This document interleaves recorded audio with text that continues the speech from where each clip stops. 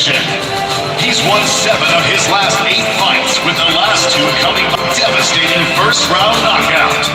Looking to secure his 3rd win in less than 3 months, here is Waldo Cortez Costa.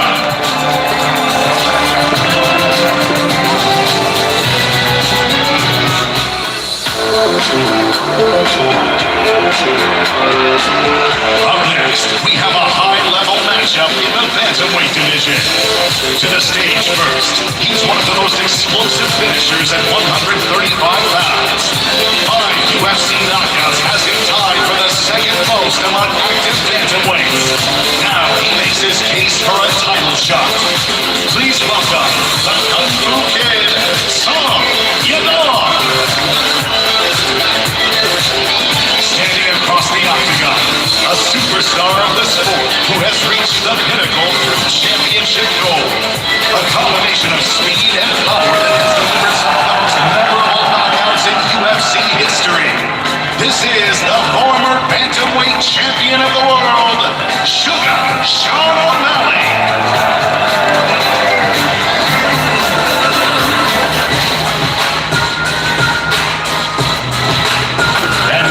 Two of the greatest female mixed martial artists square off with legacy on the line. To the stage first, she is widely considered the greatest female fighter of all time. She has the most wins, knockouts, and finishes in bantamweight history. She has knocked out the likes of Ronda Rousey, Chris Cyborg, and Holly Holm. Now she's back to add another all-time great to her legacy. It's the return of the former Bantamweight and Featherweight champion, Amanda Lioness Nunes. Standing in front of her January 24th on Paramount Plus, a 2-time Olympic gold medalist who is no stranger to the biggest of stages. A dominant wrestling game with elite ground and pound makes her a nightmare matchup for anyone. Now she's looking for the ultimate achievement of her MMA career. Here is the Bantamweight champion of the world, Kayla Harrison.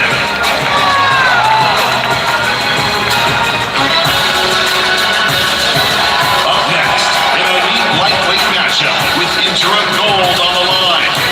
To the stage first, he's a rising superstar with a nation behind his back. He's won 9 fights in a row and is a perfect 7-0 in the UFC with 5 finishes. Coming off a TKO win over Michael Chandler in April, here is the pride of Liverpool, Paddy the Baddy Pimbelett.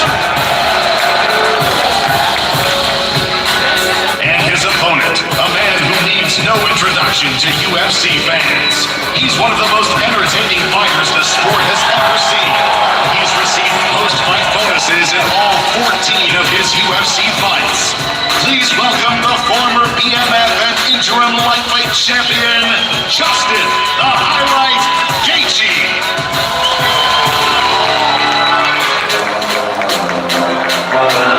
And now for our main event of UFC 325. Going down January 31st in the USA and February 1st from Australia at the Kudos Bank Arena in Sydney. Live and exclusive on Paramount Plus. Introducing the challenger, a budding superstar who's getting a 2nd crack at the belt. One of the most exciting fighters on the roster, coming off a knockout of the year candidate at Noche UFC over Gian Silva. Please welcome to the stage, Diego Lopes. And standing across the octagon, one of the best featherweights to ever step foot in the octagon. He's on the verge of tying Jose Aldo for the most featherweight title wins in UFC history with 8. Ladies and gentlemen, please put your hands together for the 2-time featherweight champion and future Hall of Famer, Alexander the Great Volkanovski.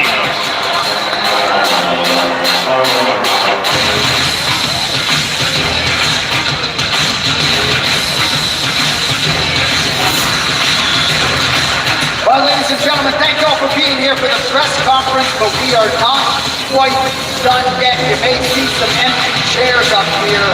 We got some breaking news for you. UFC 326 T-Mobile Arena in Las Vegas, Nevada. And in the main event, to the stage first, a Brazilian legend, one of the most decorated mixed martial arts athletes of all time. Most finishes submissions in UFC history, the former undisputed lightweight champion of the world, Charles Duke Marshall Rivera.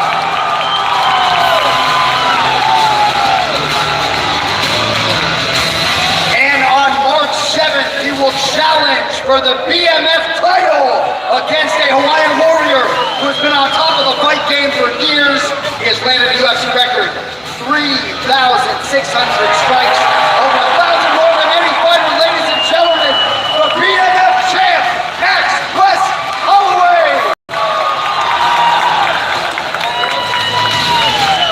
All right, folks, the stars are out. UFC 324, 325, 326. Who has the first question? Jose. Start with both Justin and Paddy. Justin, I'll start with you. Now, a lot of people assumed one of you would be involved in this lightweight fight. I don't think anyone thought it would be an interim fight. They assumed it would either be Ilya in there, and if it was an interim, maybe it would be Armin. So I guess how far back did you know it would be Paddy? And is there any disappointment that it's not undisputed or, Armin? Yeah. No, there's no disappointment at all. I mean, everything on interim champion is the same as the champion on paper. Contractors. And that's what we fight for. That's my job. And it's the biggest opportunity for me. I didn't know a long time before they announced the fight that it was going to be Paddy. I think they were waiting to see if he was going to fight him. I think that variable was kind of unpredictable. None of us knew when he was going to fight. That's what I kept telling everybody. Whenever Ilya fights, I want to fight. And, turns out he's going to sit down for a little bit. So, Paramount, this is... they need Michael Johnson versus Justin Gaethje coming out for it. Paramount, UFC combining. I mean, this is a fight that everyone wants. We're going to gain massive fans for the UFC. Entertainment business, and we're the most I'm the most entertainment fighter. And this guy's pretty close to home. It's going to be a hell of a fight. Same question for Paddy. Well, I was preparing for Ilya, to be honest. I was doing little bits in training camp for Ilya. And then, 2 days before the announcement, I got told it was Justin. But it's a privilege to share the octagon with such a legend, and it's going to be unbelievable to get in there with him. And until Ilya comes back, this is the real belt. People call it a fake belt all they want, but until Ilya comes back into the octagon, this is the belt. Me and him are fighting for the lightweight championship. Another one for Paddy. A lot of fighters, when they face Justin, they don't look the same now. It's like a car crash in there. So I guess, how are you approaching this fight? Can you even expect anything from preparing for Justin? I'm obviously hoping it's him. What doesn't look the same after this fight? Not me. That's how you prepare for it. Question for the champion, Kayla Harrison. Kayla. I feel like your fight against Amanda has been talked about since you made your MMA debut. So now that you finally have a date and you get to fight, many consider the greatest female of all time. I guess, how happy are you? Just talk about the fight with Amanda. Listen, this is a fight that's been 8 years in the making. Amanda is widely considered the greatest of all time. I'm excited and honored to share the octagon with her, but when you're the best in the world, you're the best in the world, and right now, I'm the best in the world. The last time Amanda fought an Olympic judo medalist, it was about as perfect performance as... Bronze medalist. Bronze medalist. Just a reminder. Is that a storyline that you would think about, or is that just something the fans can latch on? Hey, listen, the only thing Rhonda and I have in common is that we're blonde and we both do judo. That's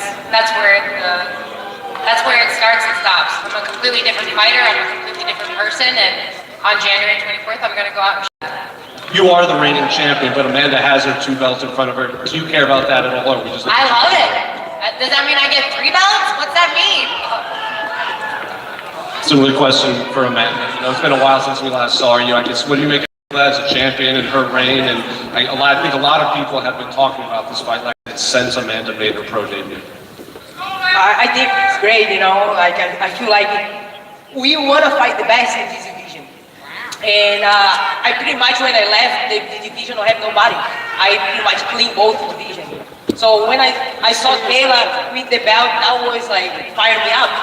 This is the fight that I love. You know what I mean? She's very good. She get the job done, get the belt. Now I'm here to face her. It's gonna be an amazing fight. I can't wait. Like I said, Amanda is the defending champion, but you have your 2 belts. Are you treating this as another defense, or are you actually, do you feel like you're chasing them? Oh, I did everything though, so I deserve it. These 2 belts, right? She deserved hers right there. And January 24th, we're gonna see each other, and then we finally is gonna really see who is the champ, the real champion. And I'm gonna be ready to get my belt back. So I can't wait. And this is gonna be a fight that all the fans is gonna be amazing by, you know, 2 very strong athletes and fire up for this. Can't wait. Question for Max Holloway. Max, this is the 5th BMF fight now. You've beaten 3 of them. You and Charles enter this matchup with the most combined wins in the UFC of any fight in UFC history. In your opinion, is this the most BMF-worthy fight we've had yet? For sure. I can't wait. You know, we had some unfinished business from 11 years ago, so we get to go out there and finally figure it out. I know you said you wanted this fight, but when the whole thing happened with Ilya Topuria, was any part of you hoping you'd get the call for this fight instead? It is what it is, you know. I want to get an undisputed title. I can't be with Charles for the BMF. We're here now. And what is the unfinished business for you? Because you obviously were the winner of the first fight, even though it ended strangely. I mean, you know, he had his injury, so at the end of the day, we get to figure out how it goes from March 7th. I'm just excited, man. He's a legend of sport. He deserves this moment, and I can't wait to go out there and give it to him. And for Charles, is there unfinished business here in your mind? And can you go back to that first fight almost 11 years ago? And what actually happened at the ending there? Charles, você pode falar, é um trabalho não finalizado, é uma conta que tem que ser acertada daquela primeira luta entre você e ele. Poderia, de repente, falar? Cara, na realidade, ele passou. Vamos focar agora, dia 7 de março, essa é a luta, ele é uma lei. We only focus on this mark. And again for Charles, after a lot of people counting you out saying you're done, you come back, get a great win against Gamrot. If you beat Max Holloway here, do you think you need to start talking about you as a title contender once more? E depois da tua luta contra o Ilha, muita gente te chegou a te considerar, te tirou do páreo, mas você foi lá, uma grande vitória no Rio de Janeiro, tremenda vitória contra o Matheus Gamrot. Uma vitória contra o Max Holloway, você acha que o pessoal começa a te vir de novo no páreo para você te campeão? Como eu sempre venho falando, o Leão ferido ainda continua sendo Leão, ainda estou no jogo, nada mudou. Eu acabei de vir uma grande vitória e com certeza sempre foco na minha próxima luta. Foco total agora é Max Holloway e aí, se Deus abençoar e for da vontade dele eu passar, com certeza porque não ser o próximo título. As I said, a wounded lion is still a lion. All I'm focused on is on the win. I'm focused on the next fight and the win. All I want now is to fight Max Holloway and get a fight. And if God willing, if that's his wish, I'm gonna get a shot at the title after getting him in. And for Derek Lewis, Derek, you famously told me earlier this year you won't hesitate to poke someone in the eye if you need to or foul them. We just saw Waldo win a fight by knockout shortly after getting his eye poked. Do you need to change the strategy for this next fight? Say it again. I'm 40, man. I can't hear you. Say it again.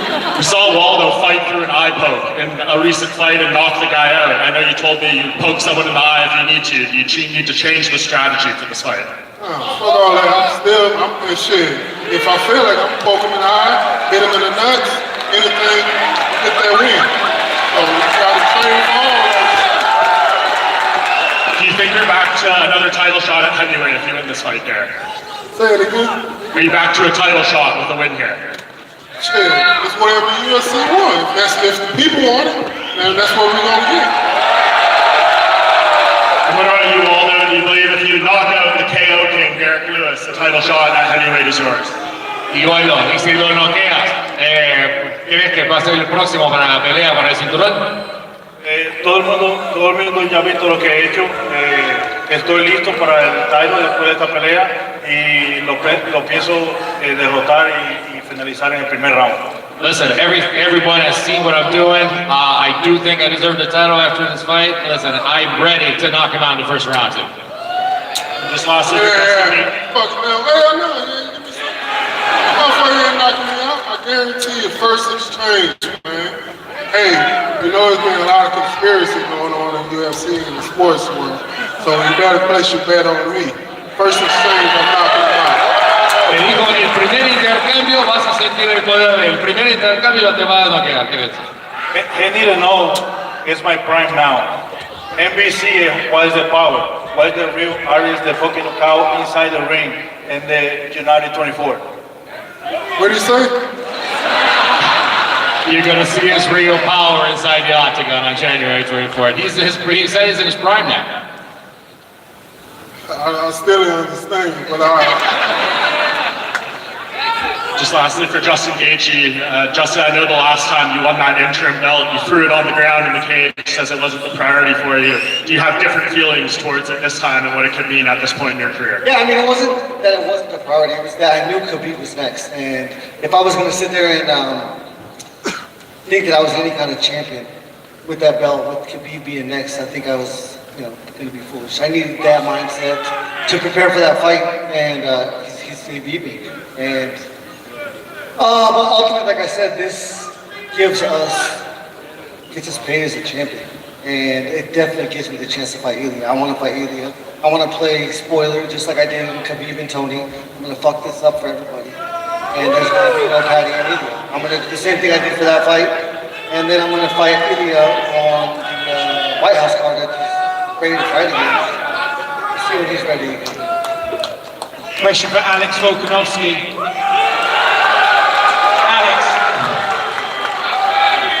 Mate. Just a question. Sorry, mate. That's all right, mate. Your first fight with Diego Lopes was a banger, a great back and forth. But when you look at who can improve more from that first fight, is it him with his youth or you with your experience? I think myself with the experience. I think he's most dangerous because he's going to come forward, bring it, be that exciting fighter that he always is. That's when he's most dangerous. So I don't think he needs to change much. I think if he does, I think that would benefit me more, to be quite honest. But I just think there's more ways of winning for me, especially early. I'm used to some rematches. It's probably going to be his first one. But again, he's a dangerous guy, exciting. So I cannot wait to just go out there and do our thing. You mentioned you're used to rematches. I see you sitting next to Max. Yeah, don't bring that shit up. Don't bring that shit up. Come on, why you gotta do that to me, Bob? What the hell? I'm over here trying to help him to get fucking the belts that you defend, and you go throw him under the bus like that. That's some bullshit, Bob. I can only apologise. Well, for you went into that first fight with a lot of questions around you, right? You had the Ilya knockout, the Islam knockout, but you went in there and you took his shots. Does that give you more confidence to go back in there and get in a firefight if you need to? Of course, you have to expect that that's going to happen, right? Like you always go in there not wanting to get hit, right? Hit them and not get hit, but it's a fight game. There's a good chance you're going to get hit. And, he does hit hard, but, I showed that, I still got the chin, so, ready to go. And question for Diego. Diego, there are a few people who were a little bit surprised you were the one getting the title shot against Alex Volkanovski.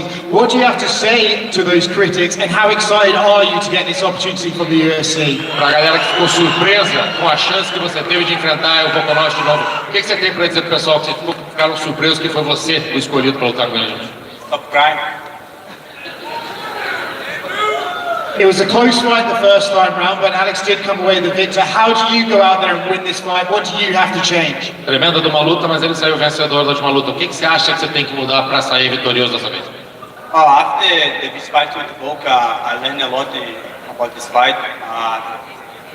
In April, it's like my official experience, 5 rounds, 5 fight for the title, main event. But now, not easy for me. I think I have a lot of experience too. Like I know what I need to do for one fight. I believe in my team. I fix many things. Now I different guy for the next fight. Question for Sean O'Malley. Sean, I believe this is your first fight since 2022. That's a 3-round fight. Are you excited to maybe go out there and have a faster paced fight, or are you kind of missing the extra 10 minutes you can do to do more work? Love 3 rounds. I'd love to be the 3-round Bantamweight champion of the world for the next 2 years. I'm good with 3 rounds. What do we make of Song Yadong as an opponent? He's well-rounded, good striking, but do you believe this is a perfect opponent for you to remind everyone what the Sugar Show looks like? Yeah, absolutely. Young, experienced, explosive, very dangerous fight. But I do believe I'll put his lights out, and this is what I need. It's been too long, and I need to get back in the ring calm. And question for Song, Sean O'Malley is still one of the biggest names in your division. Do you believe with Marab constantly looking for new contenders that a win over Sean can propel you into title contention right away? Of course, if I win Sean, I will get the title shot.